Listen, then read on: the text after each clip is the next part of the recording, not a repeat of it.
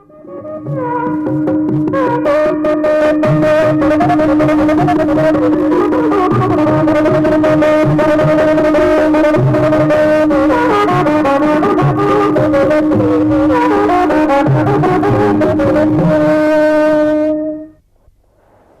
भाषा शिक्षण में आप सबका हार्दिक स्वागत है। पूर्व पाठों में हम चतुर्थी विभक्ति के बारे में जानकारी प्राप्त कर रहे थे। इस पाठ में भी चतुर्थी विभक्ति के बारे में और कुछ जानकारी प्राप्त करेंगे। नमो नमः। संस्कृत भाषा शिक्षणे भवतां सर्वेषां स्वागतम् अस्ति। पूर्वतन पाठे वयं चतुर्थी विभक्ति प्रयोगान् ज्ञातवन्तः कृतवन्तश्च। यथा इदानीं वयम् एतदपि ज्ञातवन्तः यत्र यस्मै दीयते तस्य चतुर्थी विभक्ति भवति इति। उदाहरणार्थम् इदानीं निर्वाहकः यात्रिकाय चीटिकां ददाति, पिता पुत्र्यै रसगोलकं ददाति, अध्यक्षः गायिकायै पुरस्कारं ददाति, अहं मित्राय कन्दुकं ददामि। इदानीं भवन्तः अपि एतादृशानि वाक्यानि वक्तुं शक्नुवन्ति। इदानीं वयं वदामः। इदानीं कः वदति? भवान् वदति। माता पुत्र्यै दुग्धं ददाति, अहं मित्राय पुस्तकं ददामि, अहं चरणाय लेखनीं ददामि, रामः कृष्णाय पुस्तकं ददाति, अहम् अभिषेकाय फलं ददामि, अहम् अंकिताय पुस्तकं ददामि। पुनः एकवारम्। अहम् अंकिताय पुस्तकं ददामि। भवति। शिक्षकः शिष्याय फलं ददाति, अहं नम्रताय उपनेत्रं ददाति, अहं नम्रतायै उपनेत्रं ददामि, अहं नम्रतायै उपनेत्रं ददामि। समीचीनम्। अहं दिव्यायै पुस्तकं ददामि, सीता आञ्जनेयाय चूडामणिं ददाति। एतावत् पर्यन्तं वयम् अकारान्त, आकारान्त, ईकारान्त इत्यादि शब्दानां चतुर्थी विभक्ति रूपाणि ज्ञातवन्तः। इतः परम् अन्यविध शब्दानां रूपाणि अपि वयं ज्ञास्यामः। यथा अहम् आरम्भे शब्दं लिखामि।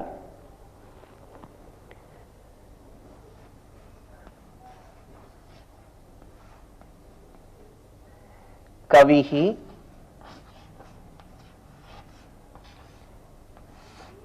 कवये,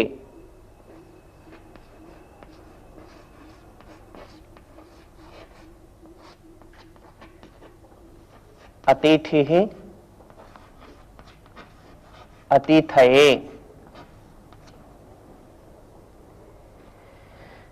अध्यक्षः कवये पुरस्कारं ददाति, गृहस्थः अतिथये पानीयं ददाति, कविः कवये, अतिथिः अतिथये, कविः कवये, अतिथिः रविः रवये, कपिः मुनिः हरिः। एवमेव उकारान्त शब्दानामपि बन्धुः बन्धवे, अहं बन्धवे उपायनं ददामि, बन्धुः बन्धवे।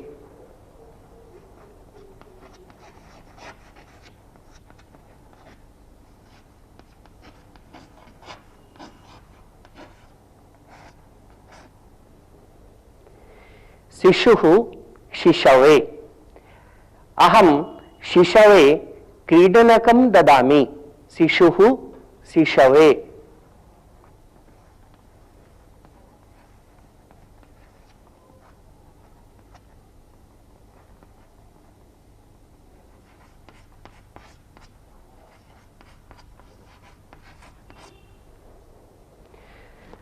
बन्धुः बन्धवे, शिशुः गुरुः गुरवे साधुः इदानीं वयम् अत्र अहं शब्दं दर्शयामि, एकैक शब्दं स्वीकृत्य वयं वाक्यानि वदामः।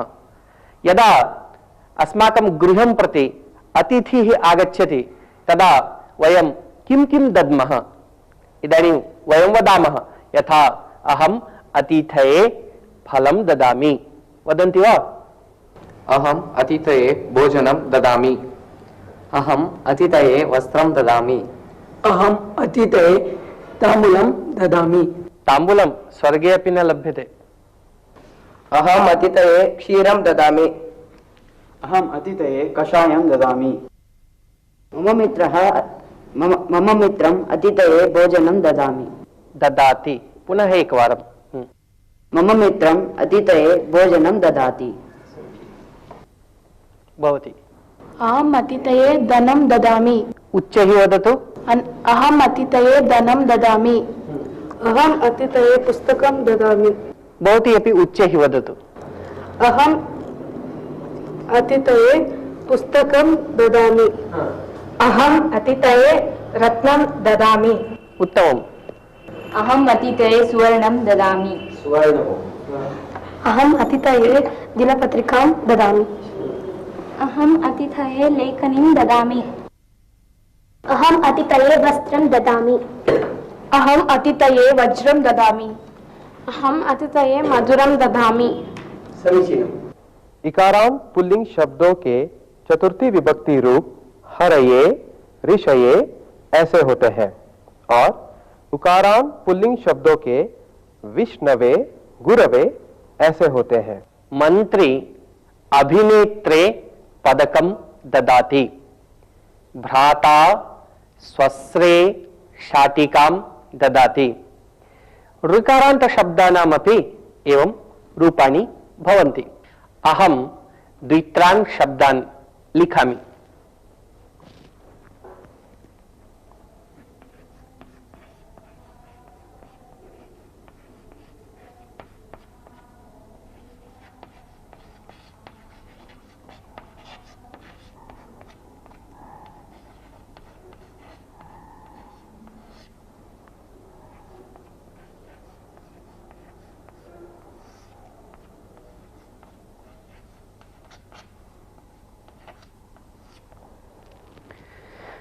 अभिनेता अभिनेत्रे, दाता दात्रे, स्वसा स्वस्रे, हर्ता पिता भ्राता माता कर्ता श्रोता वक्ता हंता गंता।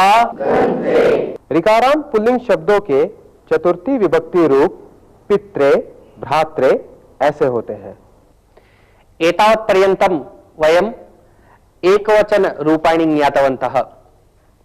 एवमेव एतेषां चतुर्थी विभक्ति बहुवचन रूपाणि अपि अत्यन्तं सुकराणि भवन्ति। यथा स्वामी सेवकेभ्यः वेतनं ददाति। स्वामी सेवकेभ्यः वेतनं ददाति। पुस्तकालयाध्यक्षः छात्रेभ्यः पुस्तकानि ददाति। पुस्तकालयाध्यक्षः छात्रेभ्यः पुस्तकानि ददाति इति। एवमेव आकारान्त स्त्रीलिंग शब्दानामपि। यथा प्रमुखः गायिकाभ्यः पुरस्कारं ददाति। अहं भगिनीभ्यः पुष्पाणि ददामि। इदानीम् अहं तदपि लिखामि, बहुवचन रूपमपि लिखामि।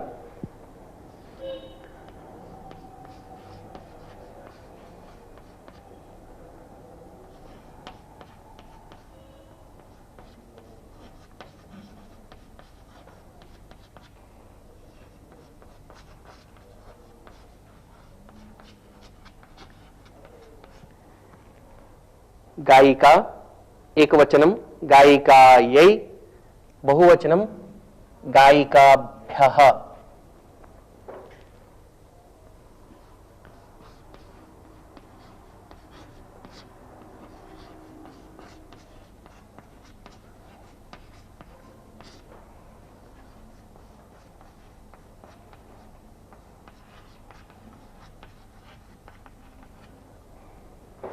भगिनी भगिन्यै कविः कवये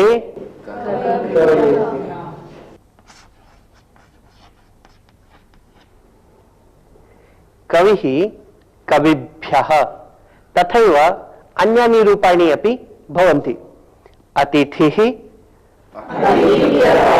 बन्धुः शिशुः अभिनेता अत्र किञ्चित् भिन्न रूपं भवति। अभिनेता अभिनेत्रीभ्यः वदन्ति वा? अभिनेता दाता स्वसा स्वश्रीभ्यः। समीचीनम्। इदानीम् अहम् एतादृशान् शब्दान् वदामि, भवन्तः बहुवचन रूपाणि वदन्ति। हाँ, यथा देवः देवेभ्यः, चालकः छात्रः भक्तः वैद्यः शिक्षकः पुरुषः वैद्या वैद्याभ्यः वदन्तु।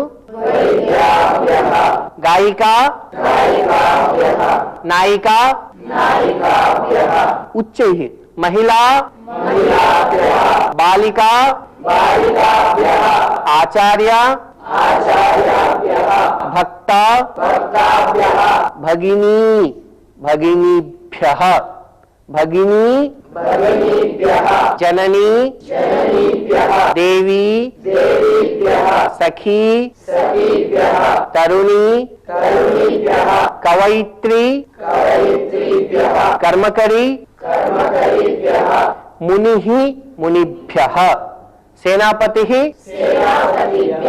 कपिः ऋषिः अतिथिः पतिः कविः गुरुः बन्धुः पटुः शिशुः प्रभुः साधुः धेनुः व्यक्तिः युवतिः श्रुतिः मतिः स्मृतिः भ्राता भ्रातृभ्यः किञ्चित् भिन्नं भवति।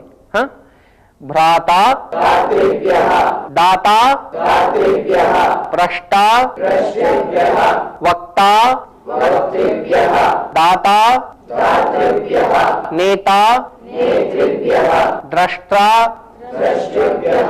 वयं सर्वविध शब्दानाम् अपि एकवचन रूपाणि बहुवचन रूपाणि च ज्ञातवन्तः। इदानीं कोष्टक सहाय्येन वयम् एकम् अभ्यासं कुर्मः।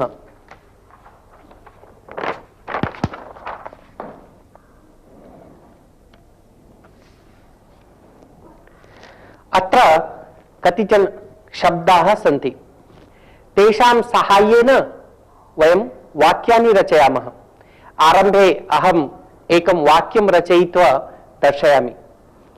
एकं वाक्यं वाक्यद्वयं वा रचयामि, अनन्तरं भवन्तः सर्वे रचयिष्यन्ति। यथा नृपः कविः ददाति, नृपः कवये ददाति। नृपः कस्मै ददाति? नृपः कवयः ददाति। नृपः कविभ्यः ददाति। नृपः केभ्यः ददाति? एतेन प्रकारेण अस्माभिः वाक्यानि रचनीयानि। इदानीम् अहं दण्डेन सूचयामि, भवन्तः वाक्यानि रचयन्ति। नृपः कविः राङ्कवाणि ददाति।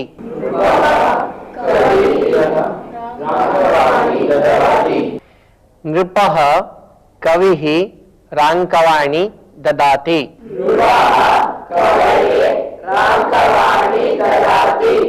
कवयः वदन्तु।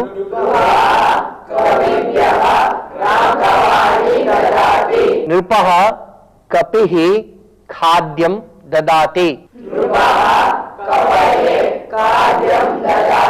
कपयः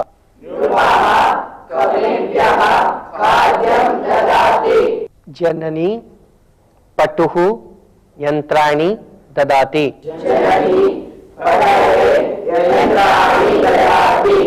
पटवः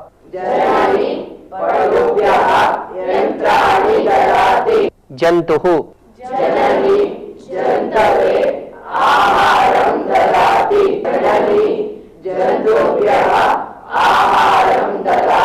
अग्रे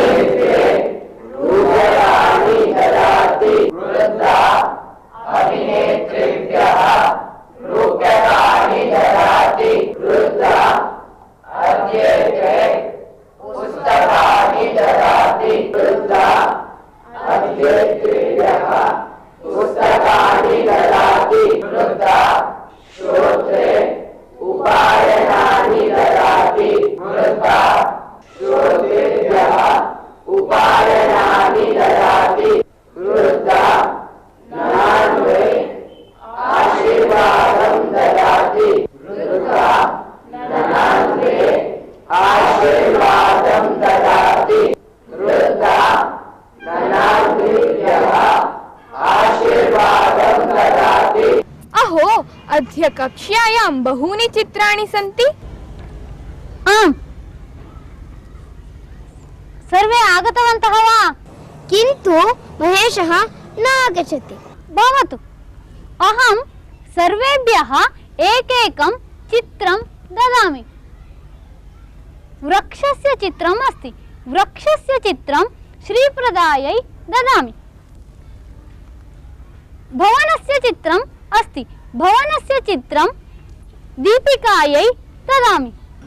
मान्ये, मह्यं भवनस्य चित्रं ददातु। अस्तु, भवत्यै अपि भवनस्य चित्रमेव ददामि। तस्मै पुष्पस्य चित्रं ददातु।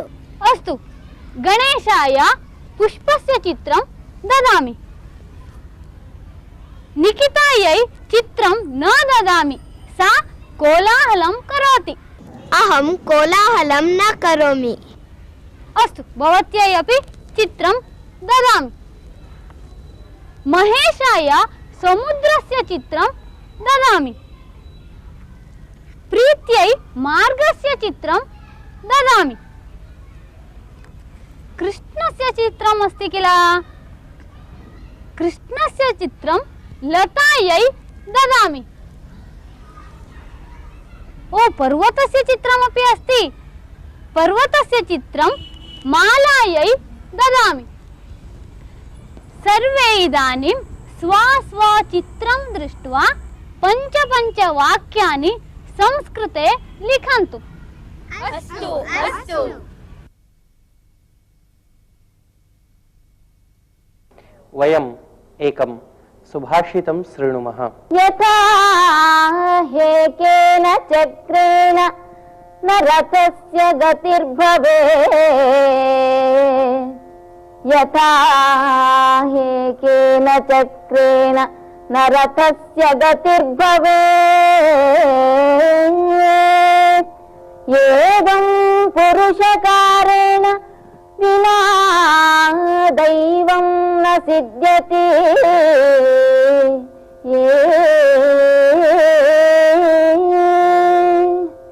यथा हेकेन चक्रेण न रथस्य गतिर्भवेत्, एवं पुरुषकारेण विना दैवं न सिद्ध्यति। एवं पुरुषकारेण विना दैवं न सिद्ध्यति।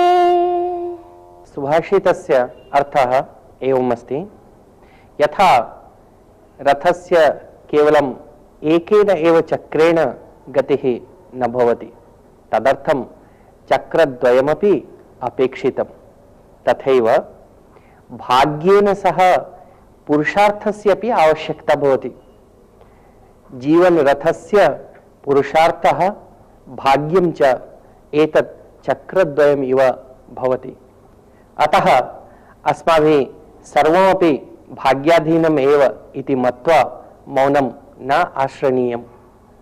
वयं प्रयत्नं कुर्मः, परिश्रमं च कुर्मः, तेनैव अस्माकं कार्यं सेत्स्यति, फलं च प्राप्स्यामः। सुभाषित का अर्थ, जैसे रथ के एक चक्के के ना होने से रथ नहीं चल सकता, वैसे ही दैव के साथ पुरुषार्थ की भी आवश्यकता होती है। पुरुषार्थ और दैव ये दोनों जीवन रथ के दो चक्र हैं।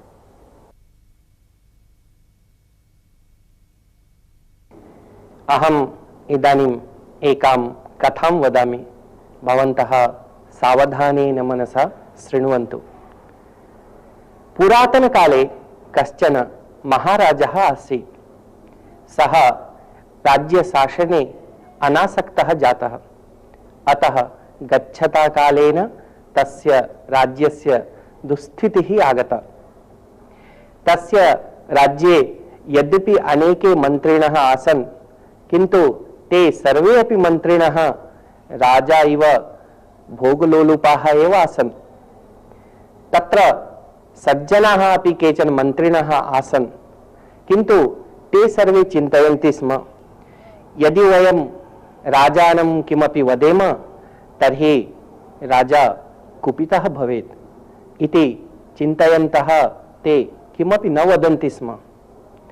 तेषु एव मन्त्रिषु अन्यतमः निश्चयं कृतवान् यत् अहम् एतं राजानं बोधयामि एव इति। एकस्मिन् दिने राजा उद्यानं वायुविहारार्थं गतवान्। तस्य प्रत्यागमन समये सायंकालः अभवत्। पक्षिणां कलरवः श्रूयते स्म।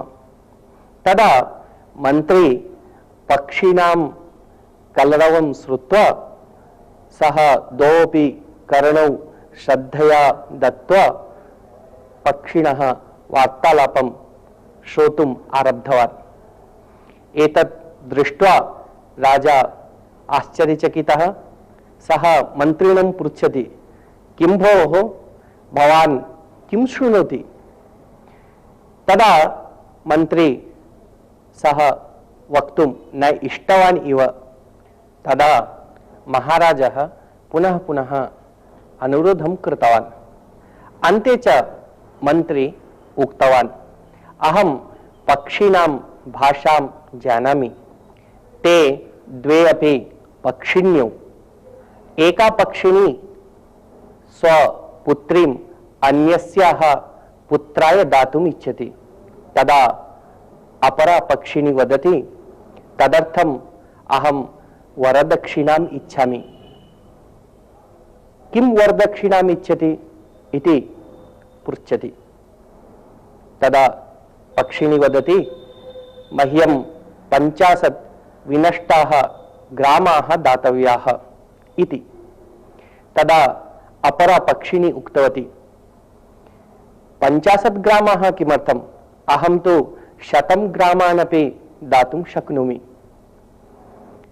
तदा अन्या पुनः पृच्छति, कथं भवती एवं वदति?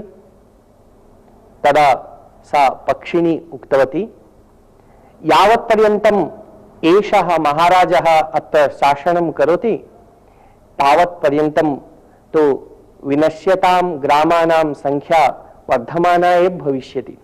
अतः अहं भवत्यै ग्रामान् दातुं शक्नोमि इति।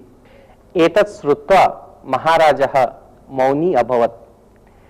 तद्दृष्ट्वा मन्त्री उक्तवान्, एतादृशम् अपभाषणं कुर्वत्यो ते पक्षिण्यौ अहं मारयामि किम् इति। महाराजः उक्तवान्, मास्तु मास्तु, अहं भवतः आशयं ज्ञातवान्। इतः परम् अहं भवन्तं प्रधानमन्त्रिणं करिष्यामि। अपि च एतस्याः पक्षिण्याः एतत् वाक्यं यथा असत्यं भवेत् तथा भवान् सर्वाणि कार्याणि विदधातु। अहम् अपि भवतः साहाय्यं करिष्यामि। मया किं किं करणीयम् इत्यपि भवान् सूचयतु। महाराजस्य ज्ञानोदयः अभवत् इति ज्ञात्वा मन्त्री नितरां सन्तुष्टः। कथायाः अर्थं ज्ञातवन्तः खलु? धन्यवादः। नमो नमः। इसी के साथ अब यह पाठ समाप्त होता है। अगले पाठ में हम फिर मिलेंगे, तब तक के लिए धन्यवाद।